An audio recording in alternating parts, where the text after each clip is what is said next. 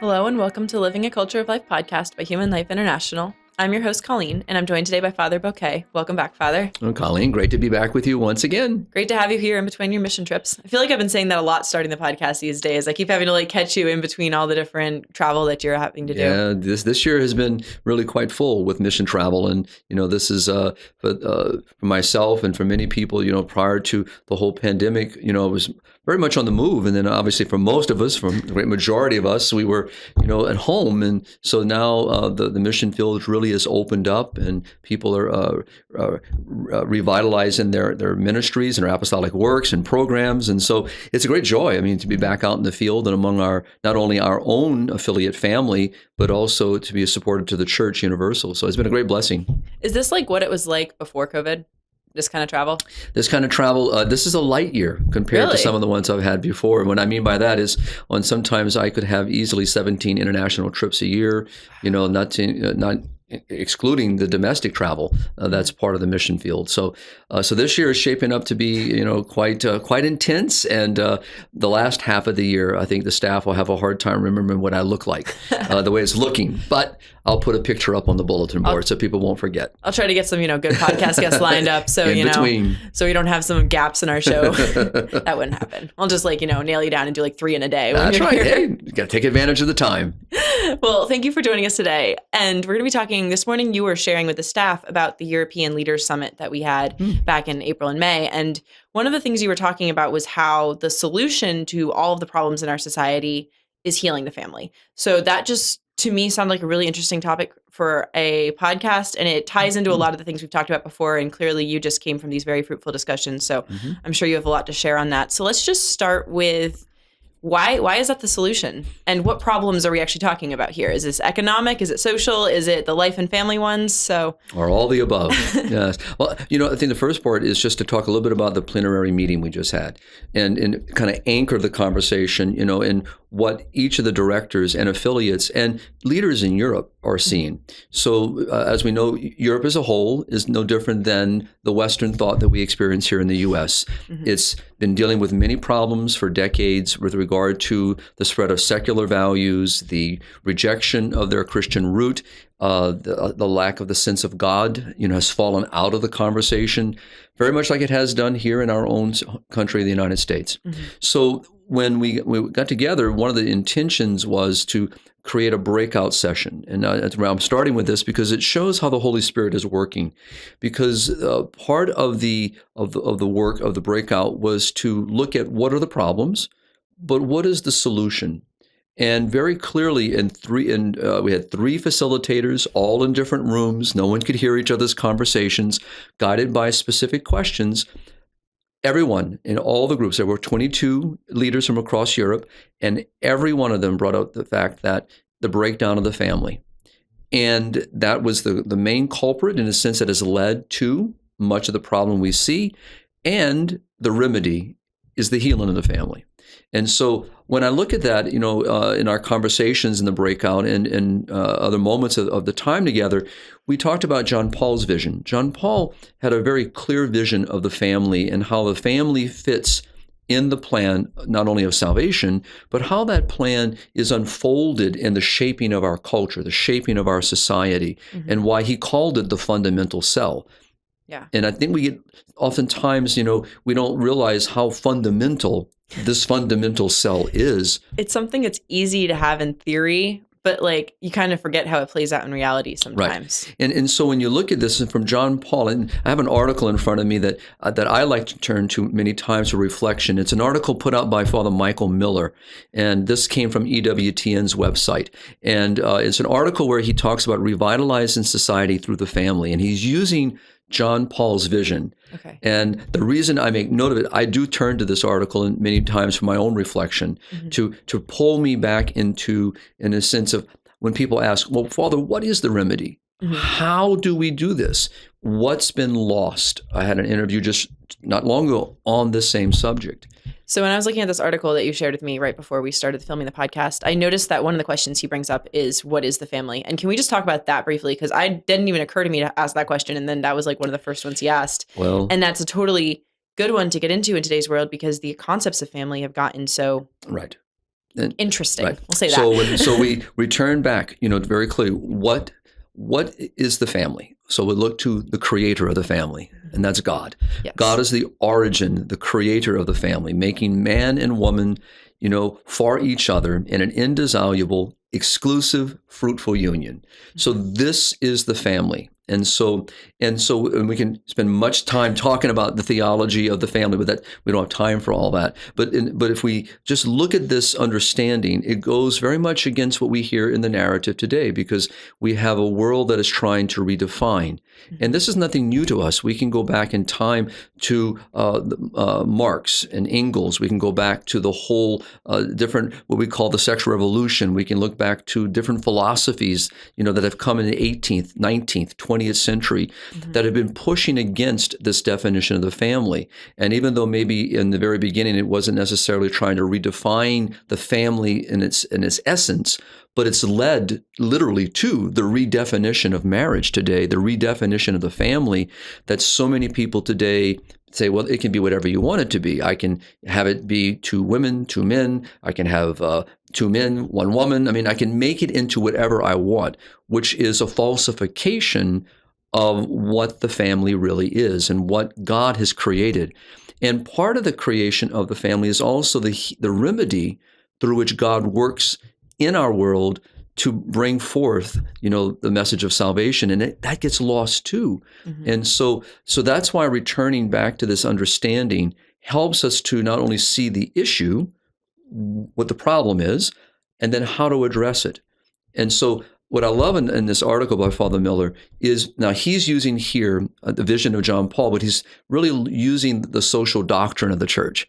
Okay. So what you and I have talked about here on occasion, using the wheel of justice, where we talk about the principles of the social doctrine.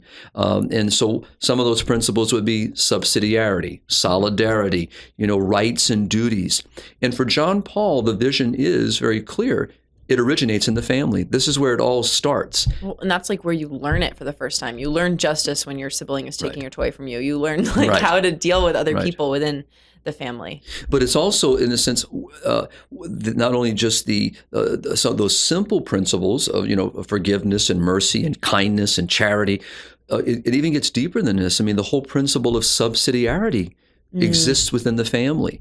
We can see where you realize and where rights and duties, and you just may highlight that, that for every right there is a duty, for every duty there is a right. So how do we respond to each other within the family structure?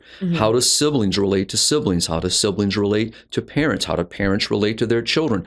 What is the structure within that family that looks at each one's obligation toward each other? And of course, if we turn back, and again, Father Miller spends a lot of time talking about individualism, which is one of John Paul's big isms that he used to talk about in a critical way, where we've seen from the 18th century, with philosophies moving forward, where we're emphasizing the individual. I think Americans are very prone to individualism, and we've lost sight of the fact that there is the common good aspect as well. But even so, again, back to that fundamental unit, think of the responsibility to each other in the family. So if we play it out, look where we are today. So kind of a prophetic way of looking forward.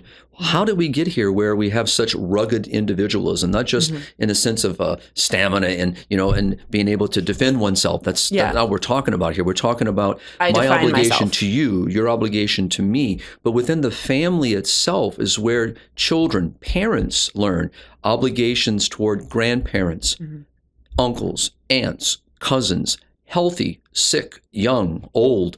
All those things are alive in the family. And so if we are only promoting this individualism, then what happens to the family? So you can see the links of the family begin to be broken. And so the obligation and duty toward loved ones, care for loved ones, being able to see the obligation for the sick, and for those in need, all begins in the family. And that's why for John Paul, this vision of the family is not kind of some lofty vision. It is a fundamental understanding of what God has employed, with the gift of the family, what God has created for the good of not only a man and woman for each other, but the good that good brings into the culture, into society. And this is where children are formed and nourished. Yeah. And so these philosophies and these approaches have been very detrimental. And today, so many people don't even understand where these thoughts even have originated, because they've just been so normalized and accepted. And so we see so people look at divorce and say, okay, well, that's the real culprit. No, peel it back. Yeah. You know, what brought us to the mindset of divorce and separation and all these things? So, but I mean, I think that's why it's so important for us to really look at the harm that's been done to the family by society, by governments, by laws and policies. But also we can look at the family and say, not from some lofty academic kind of theological thought alone, but how is a family the remedy? Yes. And then how do we heal it? Okay, so I'm going to jump back a little bit. What specific problems were the European leaders and you identifying when we were in Rome? What was like the problems that you were identifying that then led you to realize that it came from the family? Sure. And what all of them said, and thank you for bringing me back to that because I got sidetracked a little bit, but the idea was that when they saw is that family life itself. So where God is the center of the family, where the family really is living out their vocation.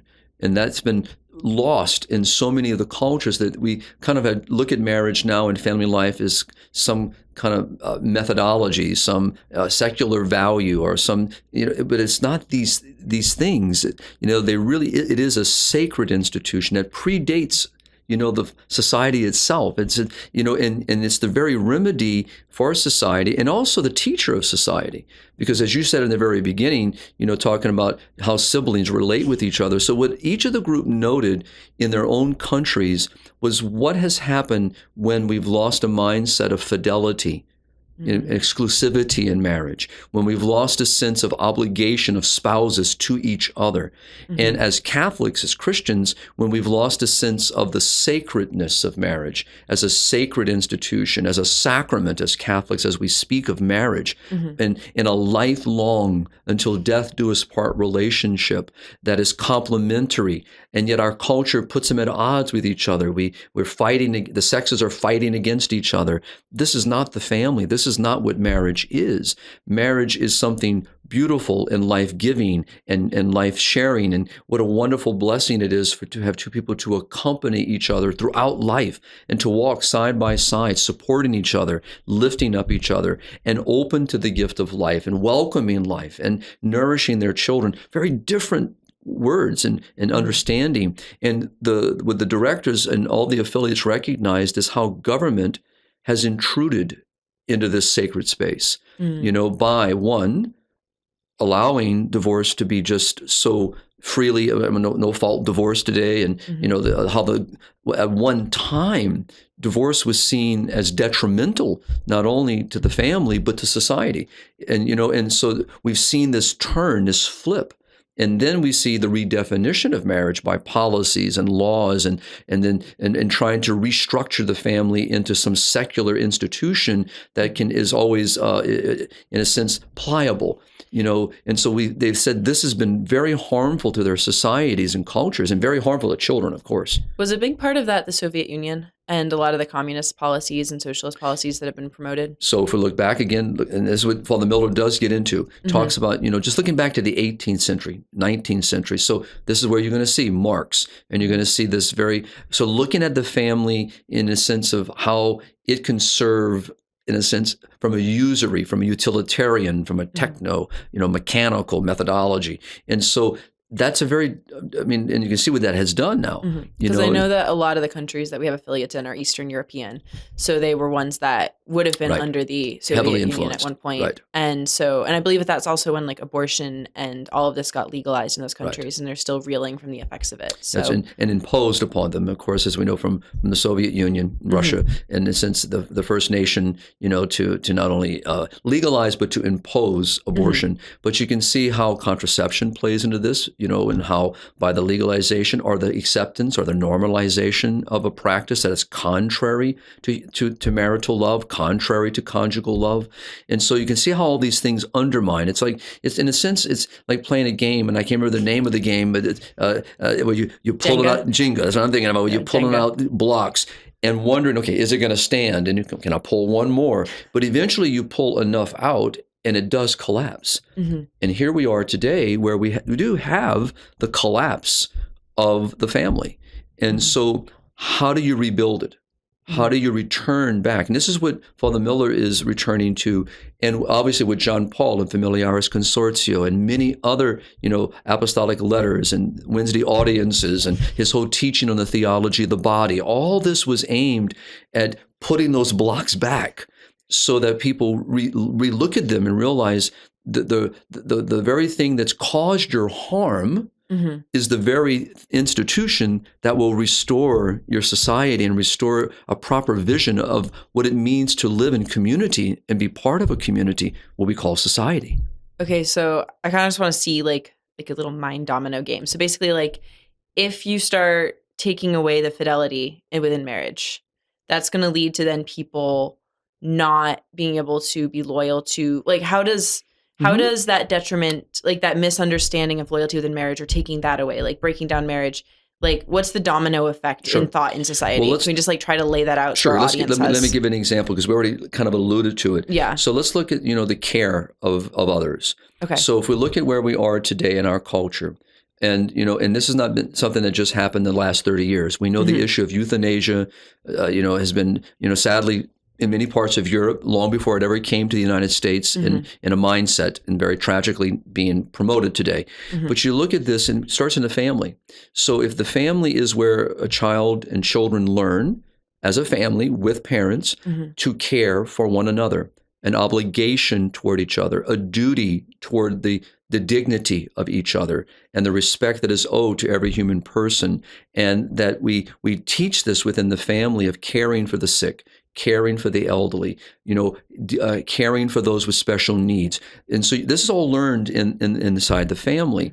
And we learn how mom and dad do it and how you relate to people around you. They're modeling what mom and dad themselves have learned, what mom and dad are actually living. I can say this personally. Many of my aunts and uncles and great aunts and uncles, grandparents, godmother particularly, I watched my family care for them. So this has left an indelible mark on me, and it makes me very mindful of my care for others. So, but you start stripping that away, and it becomes very individualistic, and this is what infidelity creates, because, all of a sudden it kind of creates an environment, well, it's all about me. It's about my needs. It's about my wants, instead of recognizing, no, there is something bigger than myself here. Yes, I have needs. Yes, I have wants, but how does this relate to the good of the family, to the good of spouse, to the good of my children? Have I become selfish in my mindset? Have I created a selfish mentality? And, and so where's the communication? Where's the relationship? Where's the communal responsibility? Where's the common good within the family? Where's the principle of subsidiarity? Where's the principle of solidarity? How does all this get lived within that family structure? Which again, this is what John Paul in his great vision of looking at the family and seeing the social doctrine of the church, the gospel alive inside that family. And so, and that transmits itself into society, because these are the very people that go into society, in the various professions of secular life that they're going to live. But it all originates in that family. So you can see how today the mindset of euthanasia has been easily able to creep in, how we kind of almost look at our elderly as a plague, as a problem that has to be solved. Very, very usury, very techno approach. And so versus the not moral obligation in the sense, oh, woe is me, but the joyful responsibility to love someone, what Pope Francis has been using in the word accompaniment, to be able to hold that person's hand and think about this for parents. Because of contraception and because of abortion and the mentality of anti-natalist and anti-life mentality, how many of our people today, parents, maybe welcomed one child and then prevented purposely and die alone. No one's there for them, versus these larger families that welcome life and taught their children to be responsible for each other and be part of a family, and grandparents and their grandchildren and their great-grandchildren all surrounding them. I just had a story of a family where the grandfather just died, and all the grandchildren, all the great-grandchildren, the family all gathered there, praying together and with each other. I mean, that's how I would want to pastor in this world. And, but that's being lost. So you can see how when we reject God's plan, when we lose a sense of God's plan, when we embrace a very secular value, a secular understanding, a very progressive understanding of the family, it undermines not only the family, it undermines the common good. It undermines society itself. It's a little bit objectifying, too, when you go into it saying, well, I want to have 2 children and nothing else. Like, I'm going to go into this family with my set idea of what's going to fulfill me, instead of saying, how can I create an environment where I can welcome as many children as God gives, obviously. Right. Yeah. Where I can welcome as many children as God gives and create an environment for them, and your focus is on serving the other instead of how can this child that I'm having fulfill my own needs. And obviously there's fulfillment both ways, but the mindset that you go into it with is going to be very different depending on, or I guess the mind's depending on what your mindset is when you go into it, it's going to affect how you treat them and just kind of what the family dynamic is. Well, exactly. And what's important is what we talked about, as we came out of those breakout sessions, and, people gave in our plenary meetings, gave a report of what's happening in their own countries. And as you just said earlier, I mean, the European countries in the eastern part versus the central or the western, all have had different impacts and influences upon them that have either imposed certain quote unquote values or in themselves embraced those values, like we see in Ireland very tragically with regard to same-sex unions and abortion. But in many other parts of Europe, it was imposed upon them, thrust upon them. But now that mindset is so entrenched, and so what we have today is a lack of a want to be married. We see more cohabitation, where people get into the mindset, well, if it doesn't work, it's easier for me to leave, which makes no sense, because you're giving yourself to this person, and you created an environment where you depend on each other, and all of a sudden you just remove yourself from it. It's the same result. You've caused harm to another person, and if you have welcomed children, they suffer because of this. It's very unstable. There's a lot of instability there. Correct. And so by returning, to a proper vision, and that's why I love the title that Father Miller gives, but really what John Paul talks about is it's a proper vision of looking at the family in the way that the family was created. And to understand, this fundamental unit, this primary unit, and just using those words, fundamental, primary, speaks by itself that if you pull that out, you've taken away the foundation upon which other things are built.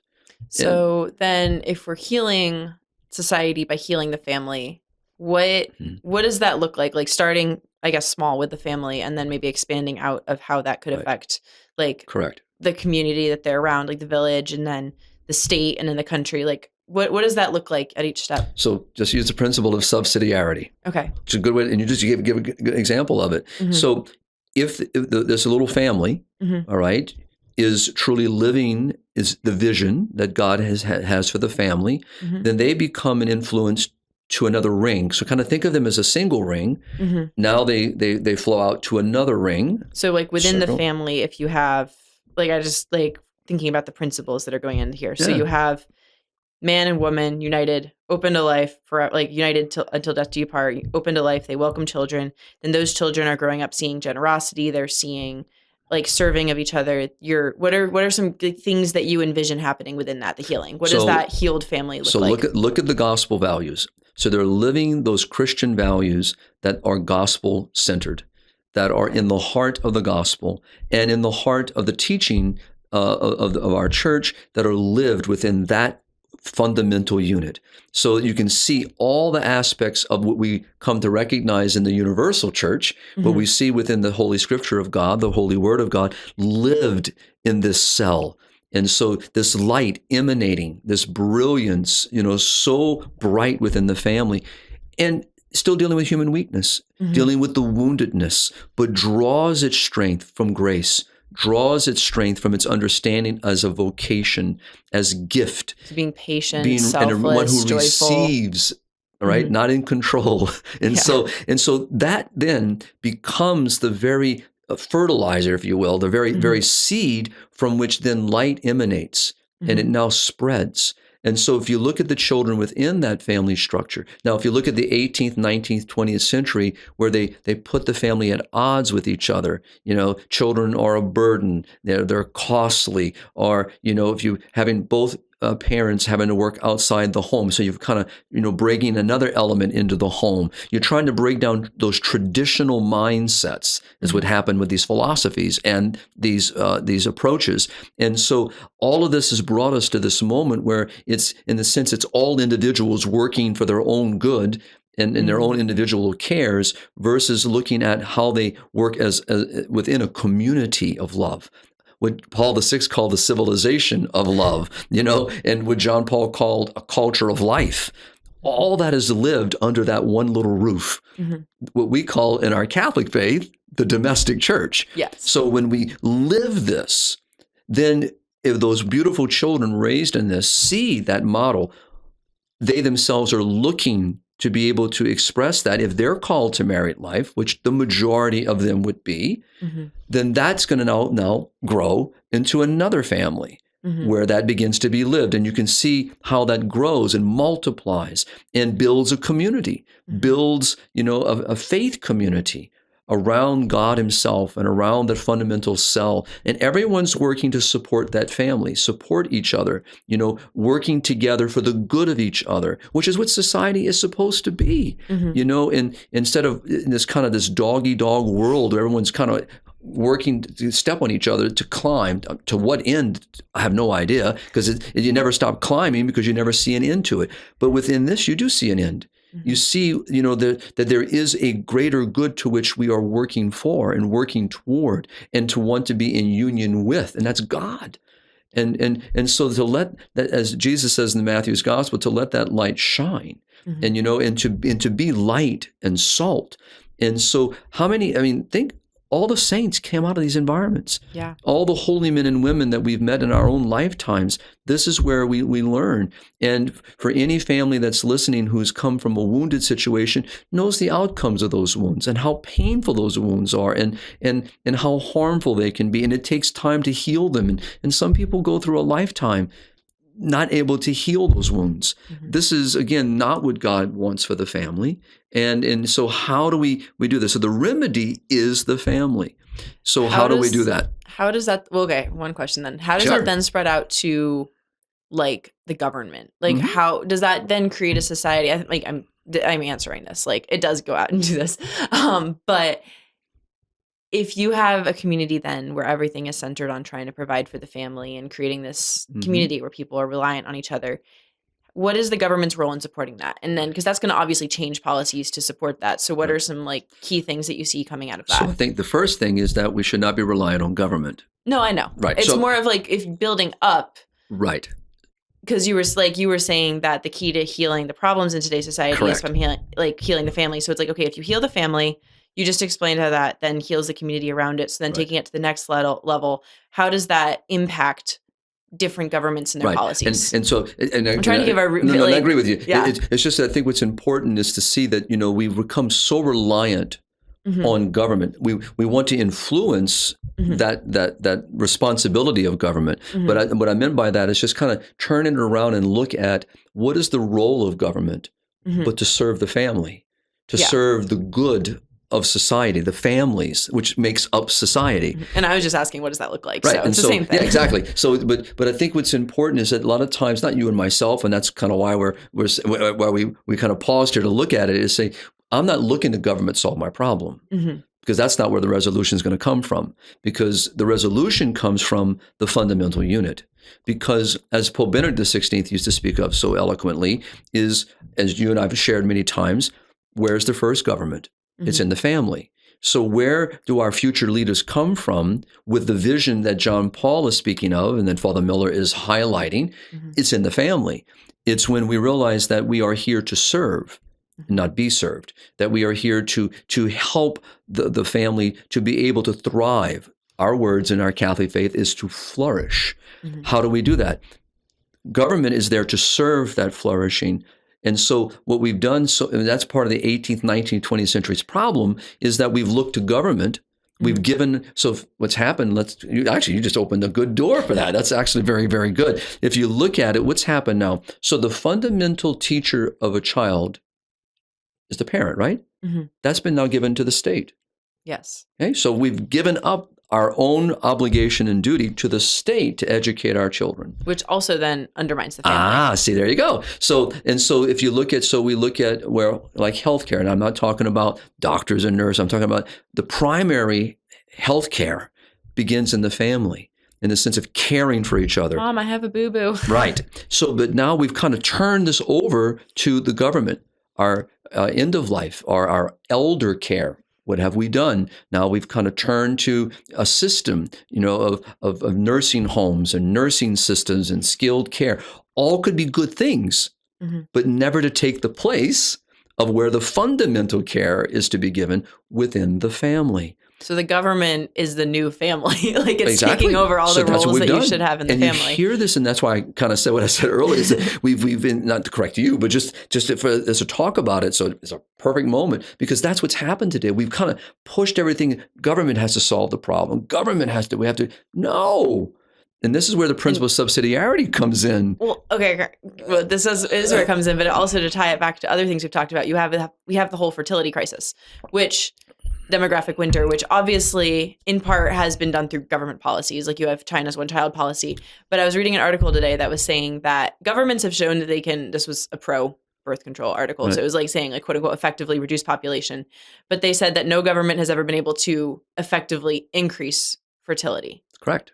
And so that's just what occurred to me, is that when we've handed over, because they handed over like the decrease of population to the government, or then now we're kind of at this like loss because the government doesn't even have the power to increase that. So you have to come back to the family to solve that problem. But it goes back to the family. So which goes back to Costa Connubii, Humanae Vitae. You start getting back to very clear teaching documents that show that when we misunderstand or we misinterpret or we misuse these gifts that are fundamental. So the beautiful gift within marriage of conjugal love, and what that really means, is a narrative that's been lost to many people's mindset. And you can see how government intrudes by where to begin, because the culture within the family structures, Father Marx put it this way, and I've quoted him before, and he says, contracepting parents produce fornicating children. So you really got to strip this down to really understand what Father Marx was saying. So the moment you lose sight of what conjugal love is, and you embrace a mindset that is completely contrary to marriage, contrary to its fundamentalness, make up a word here, and all of a sudden, but it creates a culture within the family that children learn. So we're back now to who are the primary teachers, mom and dad. So when mom and dad lose the sight of their fundamental role, so as the teacher, as the first government within the home, where children learn all those fundamental social doctrine principles that we advocate for every day. And what do you hear, like I heard in our plenary meeting, it's hard to get people to become involved. Why? Because people have lost the sense of obligation to another human being. I mean, it's unimaginable that we actually, as a culture, societal culture, believe that the murder of a preborn child is a right. Yeah. It's just, there's nothing rational about that. And people know it's murder. I mean, of course. Like obviously that's like a messy issue because there's so many people have different understandings of things, but there are people in today's society who are like, I know it's murder and I'm okay with it. But we've moved to truly an individualistic approach to these issues. End of life. People like to give it euphemisms, of course, to kind of cover up the messiness of what it really is. And that is death with dignity. No, it's murder. You're killing, participating, allowing, assisting, neglecting, it's omission. All these things go back into this family unit. And this is something that's so important that it's that fundamental of a conversation, Colleen, that needs to happen. So that's the remedy. So the question is, where do you begin? That was what the plenary, also tried. What's next? So really, it starts with people like yourself. And so it starts not only within the families that are trying, so supporting them, helping them, mentoring them, helping them to live this life, but also working with young people who are called to marital life, helping them to see the great good, the beauty. So, and many of them don't know this because they come from wounded situations. They come from maybe some abusive situations, or they've got indoctrination that's happened in so many ways from the society that they don't hear this language, but their hearts yearn for it. It's hardwired. And so we're fighting against what we fundamentally know to be true. Yeah. And we've convinced ourselves that it's not true, but we know it's true because all we have to do is look at the woundedness, look at the messiness of it, and say, this is messy because I've rejected an objective good. And that's what we have to reteach. And that's part of what, obviously, the whole perverse sex education programs are globally, is to indoctrinate young people in a mindset because it goes against the fundamental truth that people know. So you have to spend year after year pushing to brainwash people to go against what they know. I mean, there's a fundamental reality that life is a gift and life is precious. And to go against that by murdering our young and convincing ourselves that it's a right. It's ridiculous, and creating a mindset that we don't want to see people suffer. So we will give ourselves permission to euthanize them or let them euthanize themselves. It goes against something within us. This is not right, and it'd be like not feeding a child. Not purposely, not feeding that child. Or when someone watches someone being beaten, it's hard to stand there and do nothing. You can't help. The story just recently of a mother who died trying to save her teenage daughter who was drowning. She died to save her daughter. You can't just stand there and do nothing. It goes against your fundamental nature that says, I need to do something. So this is all here in the family. So we're actually doing ourselves a humongous disservice by not nurturing the good that would actually help our society to flourish. And the very dilemmas that we see in our world would find resolution, but from a moral, from an ethical point of view, not from doing something immoral and unethical. And not from changing policies at like a government level, but by healing the relationships within the family. That's right. And so then government's role is to support that, not to usurp it and not to replace it. Kind of what we talk about when we talk about reproductive technologies. Okay? The church teaches very beautifully there are moral means to assist a couple. I'm just using that as an example, to assist, not replace. There is a proper role of government because government is us. Well, and like you were saying earlier, subsidiarity of what is the proper level to deal with these things on. That's right. What things should only be within the family, what things should be within the family, but can also be handled like more completely at a village level, at a town level. And then what are the things that are proper to the state? And you have to be able to recognize that proper ordering. But also if you start taking things away from the bottom and putting them on top, like you said, it's exactly like Jenga. Like let's take the sex education away from the parents and put it up at the government level. Let's take the teaching away from the parents and put it up at the government level. Then it creates an imbalance that's going to implode eventually. And we're seeing it implode. I mean, and we're seeing it around the world. So, and you would think something would trigger and go, okay, hold on, time out. This is not working. No, we keep pushing toward it. Just even an article that I read today on the issue of gender identity confusion. The UK, is putting some stops and study after study is revealing the harm. And so what does the U.S. Environment? Oh, no, we're going to – it's all wrong. They're misinterpreted. We're gung-ho on doing what we want to do. And even when we see the reality, and we know the reality. And so that, to me, is where we have to return. back. And I found a little quote in here, that I wish I can put my little hands on real quick. But for those that are interested, again, this is Father Miller. It's on a WTN, and it's just a great, it'd be wonderful. It's a very good article that really takes this vision. But in here, he just picks some very good quotes from various sources to show that we know the good, that what John Paul is affirming is something we already know, we've forgotten. When Benedict spoke of it, it's something. When Pope Francis speaks of it, and it's interesting, the language has been clear. What does John Paul, we said this in a previous podcast, he said we have to reteach. Benedict called it, we have to reteach the art of living. Pope Francis talks about in the sense of that we have to reteach accompaniment. Since it's all saying the same thing. If you reteach something, something's been lost. Something's been forgotten. We literally have forgotten what is fundamental, and we see it right in front of us. And it's interesting, in coming just out of Italy, we were in Rome for our plenary meeting, and we know that the birth rates in Italy are very, very poor, like it is all over Europe. As a whole, Europe itself is about 1.5 to 1.6, depends on what study you're looking at, and below replacement level. It's in dire straits. And we know that Greece, for example, is at 0.06. So we know where Greece is going. Yeah. But the idea is you look at this, but Italians, when in the culture, there's a family structure. There's something about family, and it's there. And it's not just in the movies. It's not just in the shows. You can see it, and and all you got to do is watch people when children come around, when babies come around.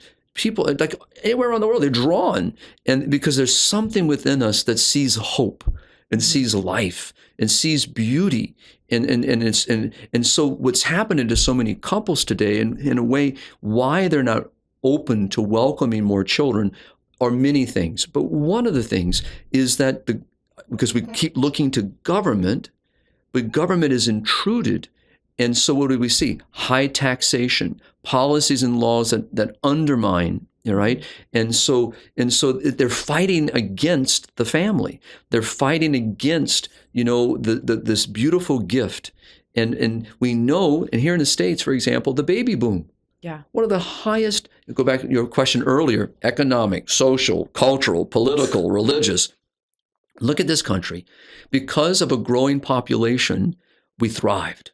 The country grew, it expanded, all right? And we don't look at the family just from an economic, but it has an economic impact. Yeah. Obviously it does. I mean, and that's okay because guess what? It creates work. Work is good. If it's the foundation of society, it's going to have impact on all of those levels. So of course. it's helpful sometimes to look at just one and say, okay, that's right. Kind of what I was trying to get to earlier was when we were talking about like what do the different levels look like, was just trying to give a very tangible idea of why the family is the foundation of society. So like you were saying on the economic level, Economic level, you can look at it just from a societal level. So in the sense of neighborhoods, I'm just going to just kind of be a little more in the sense of giving an example. So building on what you said, one little family, okay? That little family needs water, so it digs a water well. It needs a place for its sewage to go. It builds some type of mechanism to handle its sewage. Well, now all of a sudden, another family moves in. Okay, brother gets married. Another family moves in. Okay, well, maybe we can tie into the same well. Okay, third one gets married now. All of a sudden, guess what? This well just can't cover it. This little mechanism we have to handle our sewage ain't going to cut it. Because now 10 families have moved in. So how do we get from point A to point B? Well, we got to create a road here. We just can't keep driving through Mama and Papa's field over here. So you start seeing how structures begin to build because the society itself begins to grow. But if the family is the structure that many people of a certain age in our country would remember, neighborhoods, families living around each other, supporting each other, neighbors knew each other, they helped each other, but we've created such a culture today that people, one, don't live around their family, the mobile society. Two, is people don't even know their own neighbors in most regard. There's no interaction with your neighbors anymore. So we still have all the structures, but we actually, the very reason why those structures existed was to support those families and those neighborhoods and those family neighborhoods has been lost. It's become very, very isolated. Well, it's dehumanized. Yeah. That's what happened ultimately. And not because of the growth. Okay, growth is good. It shows prosperity. It shows be fruitful and multiply. Okay, that's very scriptural. So, but we've also allowed dehumanization to enter in, and we've allowed ourselves in one of our plenary sessions, we had a professor from one of the universities come in talk about artificial intelligence, and we know today that the reason why we can do this podcast is because of technology. Yeah, it's a beautiful blessing. It's a tool, but sometimes you just got to turn it off. Yep. All right, and talk to each other. And how many times have we walked by and seen people sitting at a table together, playing on a phone, not talking to each other, and the community, the connection. So we think we're more social, but in reality, we're not more social. We're less social than we ever have been. And as I've said before, in many studies here in the United States, that's been going on now for about 4 decades now, where they ask people in surveys, are you happier today than you were 10 years ago? It's gotten worse and worse. People are less happy today, though they have more things, they're more materialistic, they have more technology, they have so-called all these social platforms, and they're less happy than they were 10 years ago, 10 years before that. Is getting worse and worse. So what we said in the plenary was 3 things walking out. First of all, we know this is a spiritual battle. Yeah. Part of John Paul's discussion of this vision is a return to God. Second Vatican Council said we've lost a sense of God. Well, and like you said, God is supposed to be the center of the family. So obviously, that's like the fundamental of the fundamental. Right. And it's also where's the first place of worship? It's within the family, the worship of God, the praise of God, the centrality of God, the fidelity to the commandments, the adherence to God's command, abiding in God. All begins in that family unit as mom and dad and children reflect this to each other. And again, where you see the gospel come alive, so you can see where the religion comes into play. And the cultural part, it's a culture of life. Is it going to be a culture of life or a culture of death in that family? Yeah. John Paul called it a spirit of death. I like that phrase much better than culture of death, though he used both. But a spirit of death. I mean, this is very, very contrary to what God wishes for us. And so the good. And so you can see, so we said the spiritual part, we have to return to God. And we have to teach people to worship and praise God, to adore God. And, we often go to God with all of our wants and desires, but we don't praise him, we don't worship him, we don't adore him. Well, and I think showing people how the family fits into that as well is important, that it's not just go to church for an hour on Sunday and then the rest of your life is separate, of recognizing that God is supposed to be a part of every part of your day, and that he is supposed to be the reason for the family, and the union between husband and wife reflects that of Christ and his church, like helping people, first of all, healing the spiritual part of it, and then helping people recognize how the spiritual aspect relates to the family. That's right. And for myself, I can say that was reflected in so many ways within my own family. And so not only the practice of faith, but how faith is lived, and then expressed. So beautiful, and that's so true. That's within the family. And so that's also done in simple things, cutting the neighbor's grass. Because they couldn't cut it anymore. Someone was sick, broke her leg, whatever. So there was a sense of obligation, not in a sense of obligation because I'm worried about I'm going to get punished if I don't do it. Yeah, kids can be that way. But I don't want to go cut the grass. But you're being taught something. Remember my grandfather on my dad's side, was who one of 13, had a very large family himself, and huge farm, and he would grow crops that not all of his own immediate family could ever consume, and didn't sell it, but we would give it away to other families. And so, and I can remember being kind of a smart mouth one time and saying something to him about, how hot it was and, and how miserable we were digging all these potatoes, and, but it would smack my in the head and saying, do what I told you to do. But as I aged, I fully understood what he was trying to teach us, and it was a sense of obligation to the people down the street, whether they're blood related or not. There was a need, which gets back to what Pope Francis has been preaching to us so often, is recognizing the need of another human being. It starts in the family. In the family. So this is the second thing we talked about, how to reteach our young people, which means supporting the families that are trying already, helping them, supporting them, and then where we can reach our young people, where we can have access to our young people, is to introduce them into this, help them to see this. And so as we do in our programs around the world, when we're teaching, chastity and purity, what does that mean? Why? So we're trying to proactively prevent. Oh, go ahead. Yeah, trying to prevent them from going down another path by exposing them to the good. Yeah, I was going to say, not just saying no, but saying yes, no yes. for this better reason. Exactly. Like, no because of a better yes. Exactly. And then working with young couples aspiring to married life and to not be afraid of the openness to life, to teach them. Doing that in India, I believe. Our affiliate in India has been doing a lot of helping couples basically through marriage prep. And Emil Hagam in Dar es Salaam working with couples, trying to teach them, what does the church teach about openness? What does that mean? And so helping them. So you can't just speak. So especially when so many people have lost, I had a conversation with another pro-life leader and another apostolate from coming at this from another direction.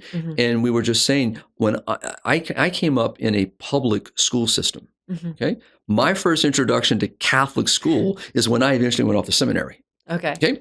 So I knew Catholic schools. I knew people who went to Catholic schools. I did not go, but I thought I did, because all of the teachers, the principal, administrator, these are people, for me, that I saw in church on Sunday. Oh, wow. And what was taught to us in the classroom was no different than was taught at home. Sometimes stronger than what was at home, correcting things and pointing you in the right direction. And, and so there was a system, if I could say, a culture that supported us, that you lived in. Well, to be honest, that's gone. All right, in our Western culture today, it's there in pockets, of course, but it's mostly gone. Yeah. So what we used to depend upon to support the family is now fighting against the family, and we see this currently today, where parents are being denied information about their children in the public school systems. We have so you can see there's an assault on the family. So we need to support the family. We need to defend the family. And here's where I would say is those in professions that have the skills on the legal system, in the medical systems, in the various parliamentary and on the levels of government should work to promote things that support the family. So that's why it's a both and. Yeah. So it's not that government, okay, you go over here. No. As like you said earlier, no, you have a role to play. Yeah. A very important role. We can't start from scratch anymore. So we have to figure out how to use what we have in place to support. So what we said and that was that we also have to do outreach. And that goes back to educating those in the public sphere of the harm that's been done and how do we remedy it. And so it really is about defending marriage between one man and one woman. It really is saying no to this redefinition, to this experiment that's been horrible, it's caused great harm, and it's undermined all of us. And we have to fight against that. So we have to do, it's both and. And I really believe in my experience and what I see and the moments where I've seen great success in this, it's like a little seesaw right now. Right now, if I'm going to use this hand over here to show that it's the intrusion of the outside of the family that right now is up here. They have the high part of the seesaw. They are. That's right. They have pushed us down, which is what John Paul's vision is. Maybe I got it backwards. So they're on the bottom. They're pushing down and right. So I got it backwards. Say thank you. They're the heavy ones. Right. So they're down. They're in control. They're in control. Holding it down. They're holding it down. Yep. So let's flip that. Which doesn't make sense because this one's high, but I know. Right. So now what you do is, but once you start doing this, and eventually it's the family. Okay, our values, our Christian values, that are now the heavier weight, grounding us. Right. So they're no longer in charge, and so this is how we flip it, and it can be done, and it has been done. All we have to do is read history. Our ancestors of old, our apostles, the early church fought against a system that fought against them, and eventually Christian civilization spread like wildfire. We've lost history. We've lost our understanding. We need to reteach. So Europe has been a great experiment that's failed and systems, philosophies that have failed. Mm-hmm. The remedy is exactly what God created, and it will always be the remedy. And so that's where we have to return. Well, thank you, Father, for this conversation today. It's been really good to just talk about why this is fundamental and what we can do going forward. So thank you for joining us. I look forward to continuing. And to all of our listeners, please like, follow, subscribe, check out the new ebooks we have coming out, and keep on living the culture of life. God bless.